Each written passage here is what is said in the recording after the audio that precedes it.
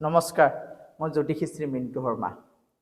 Janmashtami special দিন হয়, শ্ৰীকৃষ্ণৰ জন্ম উৎসৱ। আৰু সিদিনা আমি তেওঁক মানো যে সিদিনা স্বয়ং শ্ৰীকৃষ্ণৰ আগমন হয়। খুব সঁচাকৈ ক'বলৈ সুমধুৰ হয়, শুনিবলৈ সমুদ্ৰ হয়। আৰু সিদিনা যেন আমাৰ মনবিলাক সঁচাকৈ উৎসাহিত হয়, আমি কিবা এটা কৰিম, সিদিনাৰ দিনত যেন আমি ব্ৰত ৰাখিম, বহুত কিবা কিবি কৰিম। আৰু আৰম্ভ কোনদিনা হ'ব? ভাদ মাহৰ 9 তাৰিখ 26 আগষ্ট সোমবাৰ ৰাতিপুৱা 8:23 পৰা জন্মাষ্টমী আৰম্ভ।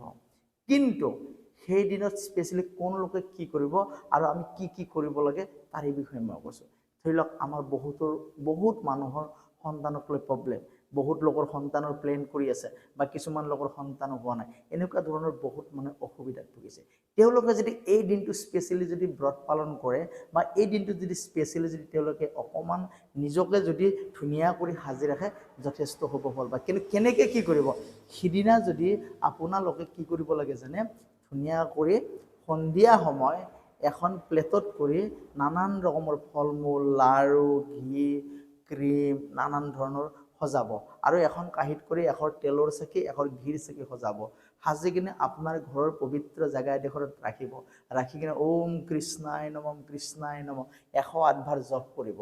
আৰু কৰি উঠি সিদিনা এখন ধুনীয়া কৰি কৃষ্ণৰ ফটো এটা ঘৰত ৰাখিব। ফটো কিন্তু দেই, যিটো বেৰত মাৰিব পাৰি, ধুনীয়া কৰি ফটো এটা আনিব আৰু তাৰে আগত জপটো কৰিব। সেই ফটোখন যদি আপোনালোকৰ ঘৰৰ যিকোনো এটা ধুনীয়া কোণাত থৈ দিয়ে, যিসকলৰ সন্তান প্ৰাপ্তিও হোৱা নাই, আৰু নহ'লে কিছুমান লোকে নিজৰ সন্তান বুলি ভাবি এটা যদি পুতলা আনে, পুতলাটো আনিও যদি সিদিনা নিজৰ কলাত লৈ কিনে, যিসকলৰ সন্তান হোৱা নাই সেই পুতলাটো যদি কলাত লৈ কিনে যে ওম কৃষ্ণায় নমঃ বুলি যদি 108 বাৰ জপ কৰে, কৰোঁতে সেই পুতলাটো যদি নিজৰ ধুনীয়া জেগা বা নিজৰ বিচনাখনৰ যিকোনো কোণা এটা ধুনীয়া কৰি সজাই থওক। এনেকৈ যদি এই দিনটো যদি স্পেচিয়েলি কৰে, যিসকল লোকৰ সন্তান প্ৰাপ্তি হোৱা নাই 100% সন্তান প্ৰাপ্তিৰ যোগ আহিব। আৰু স্পেচিয়েলি এই দিনটোত কেইটামান ৰাশি ৰাজযোগ হ'ব। ৰাজযোগ মানে যেনেকুৱা মেঘ ৰাশি, মিথুন ৰাশি, ধনু ৰাশি, এইকেইটা ৰাশিৰ কাৰণে ৰাজযোগ। গতিকে এইসকল লোকৰ ধনস্থান শুভ হ'ব, কৰ্মস্থান শুভ হ'ব, যথেষ্টখিনি উন্নতি হ'ব। আৰু বাকীকেইটা ৰাশিৰ লোকসকলে সিদিনা যদি শ্ৰীকৃষ্ণৰ নাম যদি জপ কৰে, মিনিমাম পাৰিলে 108 বাৰ, নহ'লে 1008 বাৰ, এনেকৈ ধৰণে যদি জপ কৰে, তেওঁলোকে সিদিনা যথেষ্ট শুভ ফল পাব। আৰু সিদিনা আপোনালোকৰ ঘৰত যদি ঘিৰ চাকি এখন, এটা পানীৰ ধুনীয়া কৰি চৈৰা, যেনেকুৱা ধৰণৰ পানীৰ এটা পাত্ৰৰ ওপৰত এশৰ যদি ঘিৰ চাকি, এটা পদুম ফুল, তাৰে কাষত যদি অকণমান ফল মূলৰ এখন সাজ, যেনেকুৱা ধৰণৰ যেনেকৈ পাৰি আৰু ফল মূল, লাড়ু, কিবা কিবি ৰাখি কিনে যদি শ্ৰীকৃষ্ণৰ নাম যদি স্মৰণ কৰে, ওম কৃষ্ণায় নমঃ, কৃষ্ণায় নমঃ, যথেষ্ট শুভ ফল পাব।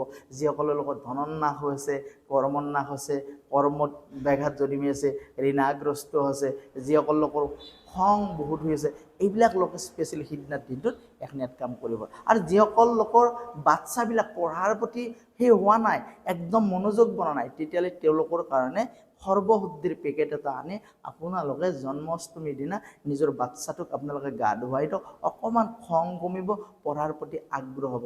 নহ'লে কি কৰিব জানে, এই ৰঙা যিটো চন্দন গাছ আছে, চন্দন গছৰ শিপা সিদিনা কিন্তু ল'ৰাটোৰ কঁকালত বান্ধি থ'লেও কিন্তু পঢ়াৰ প্ৰতি অকণমান আকৰ্ষিত হ'ব।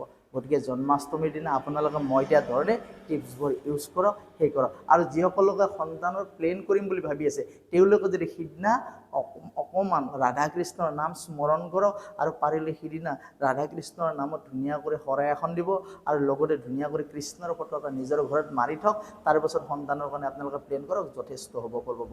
গতিকে মই দিয়া ধৰণে আপোনালোকে মই আশা কৰিছোঁ টিপছবোৰ ইউজ কৰিব। নমস্কাৰ।